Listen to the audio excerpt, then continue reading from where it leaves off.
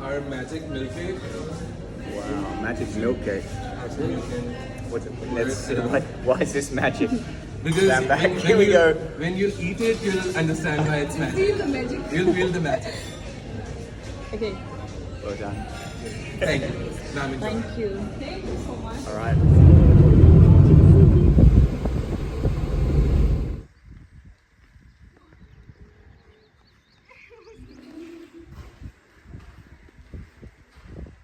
This is a highlight. So I'm here at Raylan Fort, which is also Jalem Fort, which is on the Jalem River. This fort was built by the great Afghan leader who came across in around 1500. Amazing, it is absolutely huge. It was taken over, it was built because the Mongols had pulled back at that stage, obviously, and he wanted to secure his power in this region. He later died and the Mongols took the fort. British had taken the fort, major strategic place, but right between Islamabad and Lahore. But what I'm really here for is this is Alexander the Great. Now, Alexander the Great, oh, sun cream in the eye. Alexander the Great in 390-ish BC, 390, maybe 400 BC, around that sort of time. So over 1,000 years before they built this fort. Imagine that. He had taken that whole Macedonian empire, Alexander the Great, from Greece. He'd taken Turkey, he'd taken Egypt, he'd taken Afghanistan, he'd taken Iraq, Iran, all the way up until Central Asia. He'd come all the way across, and this is the furthest point he got. An incredible battle was just down here on the river, massive at this time of year, super hot.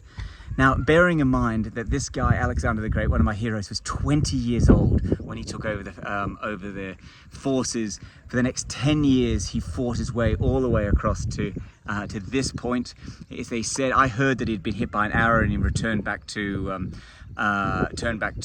Greece, but he hadn't actually. What else I've read is he basically they had 10 years of fighting, and he started with 50,000 troops, and a lot of them had died, obviously coming through to here, but he faced odds of 5-10 to 1 the whole way through, beat everybody. He came through the Khyber Pass. He then also flanked the Khyber Pass. Main force came through the Khyber Pass. Other force came through the Chitral Valley, which we've known. Obviously, this was India at the time. They came across. The rivers was in flood. The guy that fought here was the biggest battle Alexander the Great had to fight, and they had huge respect for themselves. But importantly, they crossed a lot of flanking and reflanking and things like that were going on. He crossed the river higher up with his troops. They got bladders, they got flotation devices made of skins. They floated across the river quietly, maybe thousands of people. Luckily, there was a big storm that night. A whole lot of things went in his favor. They were attacked by elephants, which had been started to be attacked by the Indian Empire. Now, elephants, I hadn't realized, obviously caused havoc amongst the troops.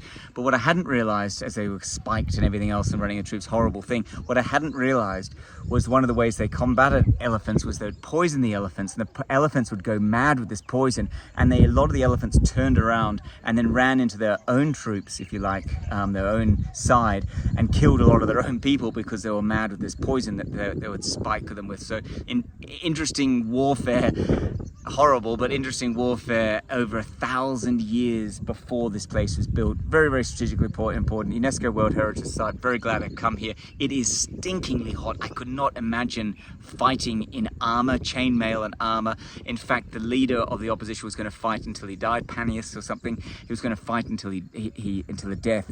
But eventually, after fighting continuously, he was so thirsty he had to come off his elephant, in which case he was then surrendered. But anyway, enough about me, enough about this. Look at this place, incredible.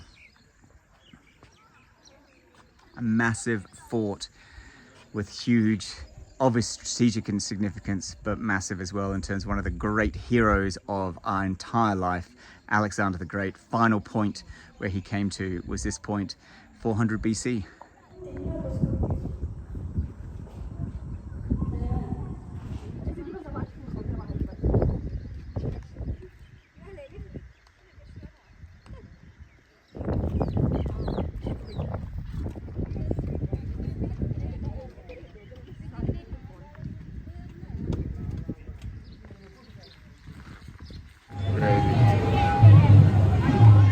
So this is Food Street, Lahore, very different from where I've been.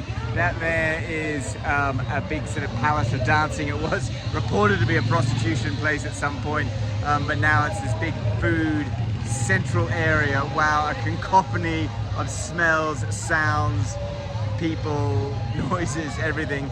And look, you've got this amazing fort area beside it. I'm going to go check out this street. Welcome to Lahore, everybody.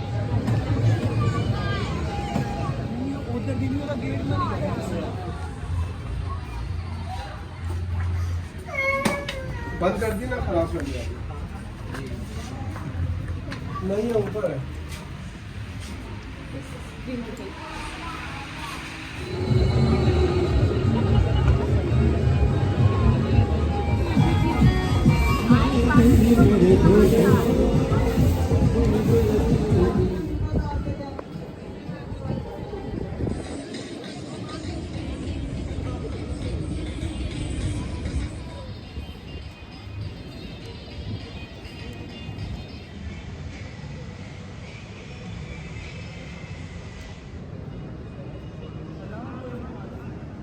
And that is the Al Maghari gate, I think it's called. But check it out. Check out how spectacular that is. And the interesting thing I just heard is this, I just read, that arch there is super high. And it's super high because the emperor would go through on his elephant and his carriage on top.